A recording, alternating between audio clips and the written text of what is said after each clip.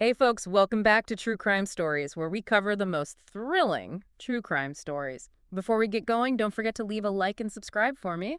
Thanks. And now let's get into today's story. All right, let's dive in. This time, we're heading to Blackwater Cove. Sounds charming. It is, actually. A quaint seaside town. You know, the kind with a big annual festival. I see. Picture postcard stuff. But I bet there's a twist. Oh, absolutely. We're talking disappearances, mysterious local legends, and a whole lot of fear that's been simmering for years. So not your typical vacation spot then. Not exactly. What's really interesting here is how these disappearances seem tied to the town's folklore, almost like reality and myth are blurred. That always adds a chilling layer, doesn't it? Makes you question what's real and what's just a story. Exactly. And right at the heart of this is Elena Sutherland, a true crime writer.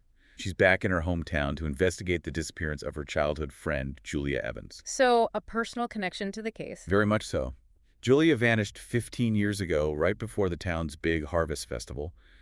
And now, history seems to be repeating itself.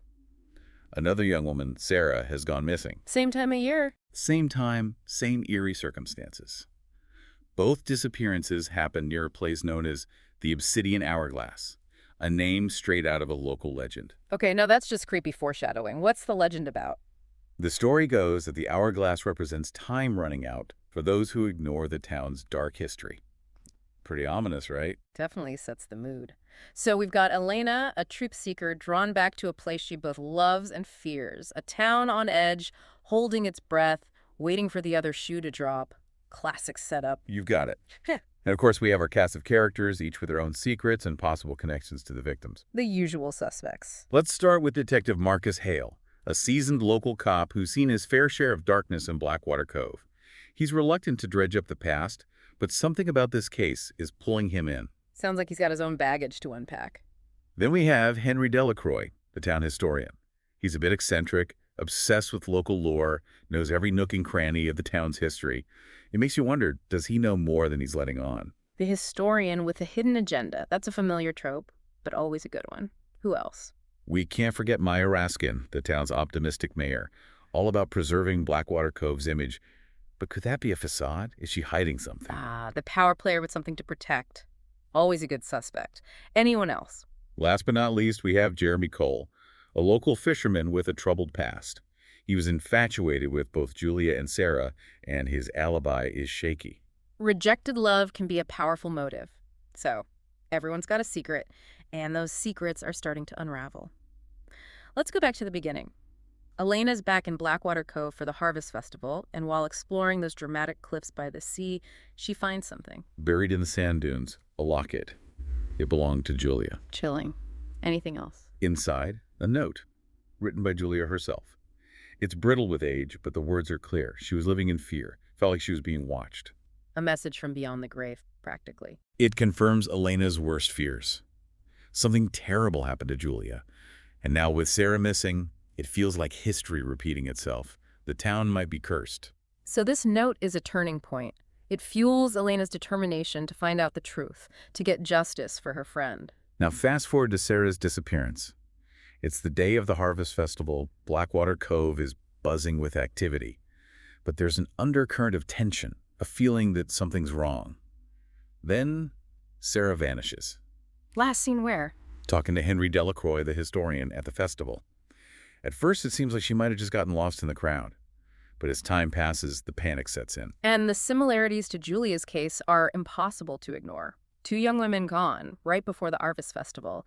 The town's facade starts to crack, revealing the darkness beneath. Suddenly, Blackwater Cove is under a microscope. Their buried secrets are threatening to surface. It's a perfect storm. A missing woman, a possible link to a cold case, and a town steeped in secrets and folklore.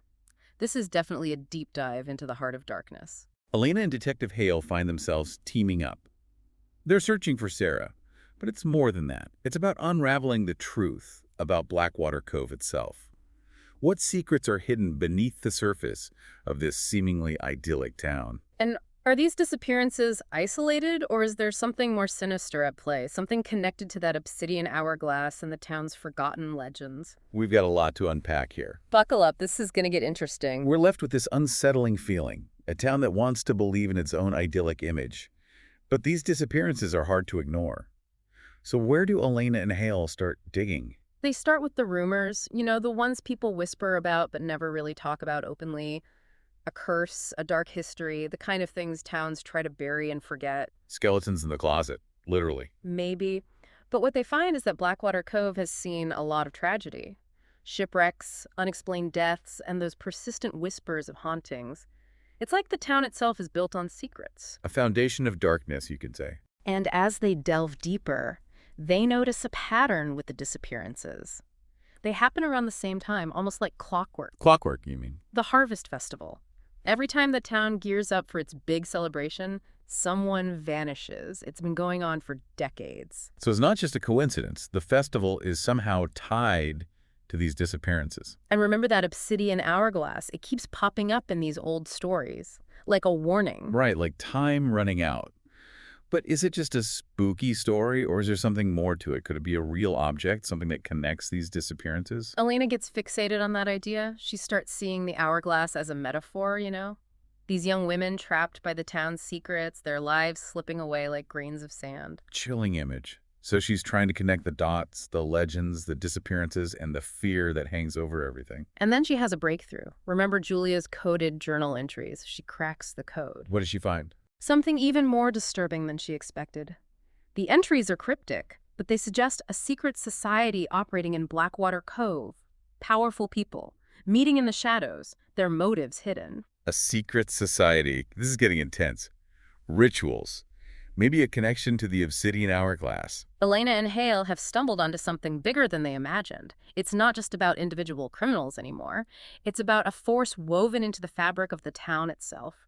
And Julia's journal names names. Does Elena recognize any of them? She does, and it's a gut punch. These aren't strangers. They're people she knows, people she trusted, like Maya Raskin, the mayor. Wait, the mayor?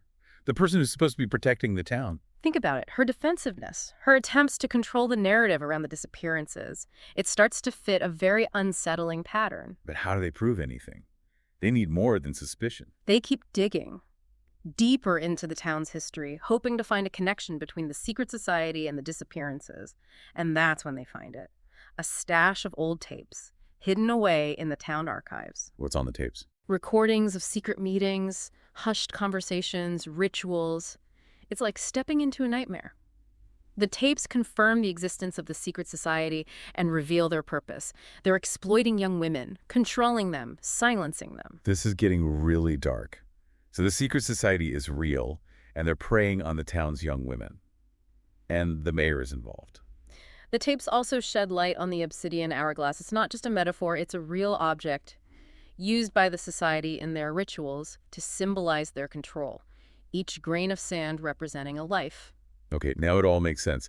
The disappearances, the legends, the secret society, it's all connected. Elena and Hale realize they're up against something that's been operating in Blackwater Cove for generations. A hidden force with deep roots. And it's all coming to a head on the night of the Harvest Festival. The town is celebrating, oblivious to the truth that's about to come out. Elena decides to make a bold move. Bold? What do you mean? She's going to expose the secret society.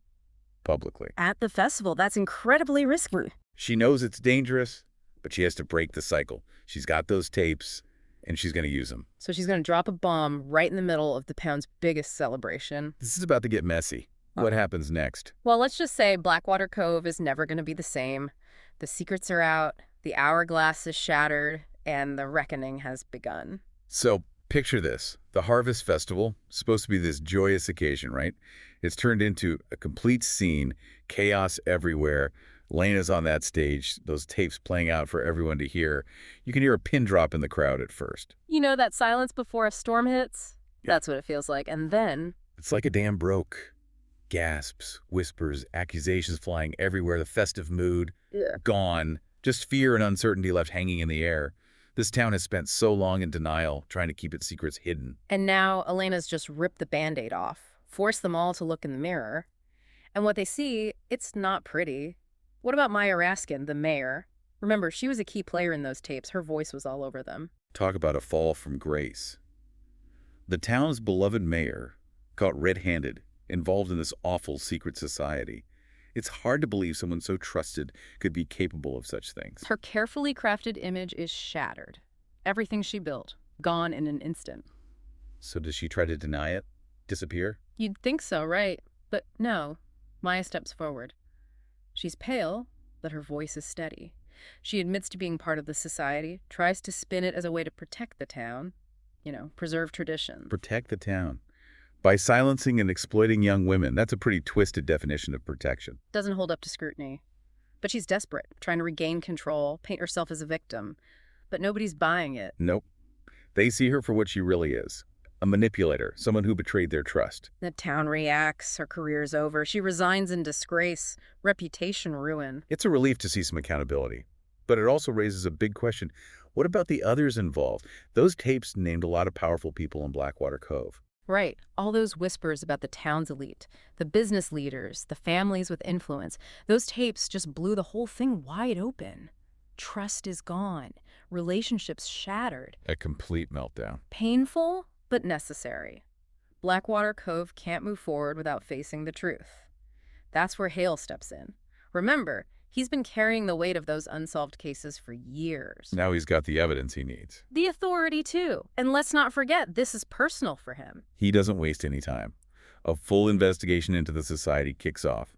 Arrests are made, one after another. All those figures from the tapes, their secrets laid bare. Justice, finally. Those who operated in the shadows are brought to light, but of course it doesn't end there. Blackwater Cove has a long road ahead to heal. So what happens to the town? Does it collapse under the weight of its secrets, or can it find a way to rebuild? That's where Elena steps up. Remember, she's more than just a writer. She's a part of this town. She cares about it. She's not about to give up on it. Her investigation becomes a national story. Her book, detailing everything about the secret society and the town's complicity, becomes a bestseller.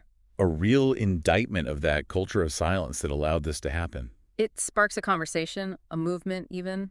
Communities all over are forced to look at their own dark corners.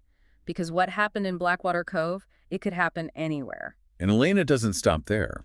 She starts a foundation, in Julia and Sarah's memory, to support victims of abuse and empower young women. A powerful way to honor their memory, to create something positive out of tragedy. Slowly, Blackwater Cove starts to heal. It acknowledges its past, holds those responsible accountable, and tries to build a safer, more just future. A long, tough journey, but it shows you the strength of the human spirit. That light can come from darkness. The Obsidian Hourglass. It's a chilling story, a reminder of the secrets that towns can hide. But it's also a story of courage, of resilience, and the fight for justice. A reminder that sometimes speaking out, breaking the silence, is the only way to bring about real change. So as you go about your day, think about the secrets that might be hidden around you. Think about the injustices that need to be brought to light. Because even in the darkest corners, hope can bloom. And maybe, just maybe, we can create a world where stories like the Obsidian Hourglass are a thing of the past.